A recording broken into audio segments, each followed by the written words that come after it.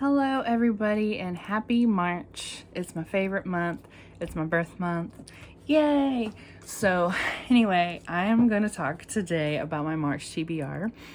In my last video, well, not my last video, but my February TBR, I talked about going on a Frida McFadden binge where I was going to read all these Frida McFadden books I checked out. I only read one in February and I am working on Never Lie right now. So probably will finish this one in March. But the other three I already discussed in my last TBR video. So I'm not going to talk about them again because that's repetitive. But so I'm going to try to work through my Frida McFadden books and go through my Frida McFadden binge and see what else I can read by Frida McFadden after I'm done with those at some point. But after all that, I plan on reading Before I Let Go by Kennedy Ryan. I was influenced by another booktuber to check this book out or whatever. I use the library, so I checked it out. But I'm really excited to read this book because on the front cover there is a blurb by Tia Williams. And if you've watched my Black History Month Book Recs video, I talk about Tia Williams in 2 of her books, and I really, really like Tia Williams. So I'm excited to read this. And it's another second chance romance. That seems to be something that I like.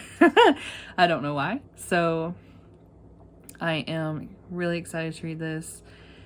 Basically, it's 2 parents, 2 co-parents. They were married, had children, divorced, and now they're co-parenting, and they kind of fall back in love, I guess. Well, they have like one kiss and then it leads to something else, so we'll see what happens. The next book I'm planning on reading is Grown Women by Sarai Johnson. Yes, Sarai Johnson. This book is really interesting. I was trying to check out some books last month for Black History Month because I've noticed I've not read a lot of Black authors lately. But I have in the past, but lately my reading has not been so diverse. So I wanted to mix it up. And this book is kind of like a historical fiction. It goes through like a few generations of Black women and their complex lives and generational trauma and stuff like that. Childhood wounds and all that fun stuff. We all have them. So yeah, I'm really excited to read this book. It looks really good. The last book I want to talk about today, this is a short video. I don't want to talk about a bunch of books because I'm afraid that I won't read them all. March is a longer month, so I probably will read more than I did in February just because there's more days in March, but hopefully life will calm down a little bit and I won't be so stressed and sad. But I don't want to talk about a bunch of books and then like I did with the Frida McFaddens, and then yeah. So the last book I want to talk about is The 5th Season by N.K. Jemisin. This is something I talked about also in the Black History Month video.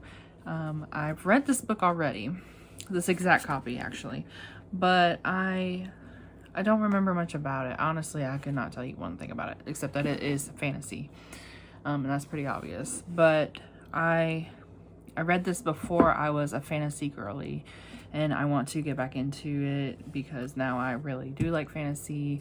One thing that really got me into fantasy was Children of Blood and Bone by Tomi Adeyemi, and that's another Black author with Black characters that you should definitely check out. But really, like, that got me into fantasy, and I started reading more fantasy from there. But what really sealed the deal, of course, was Sarah J. Maas. So anyway, here is my lineup, and again, happy March. Hope you guys enjoy your month. I'll be back next week with a new video. Thanks for watching.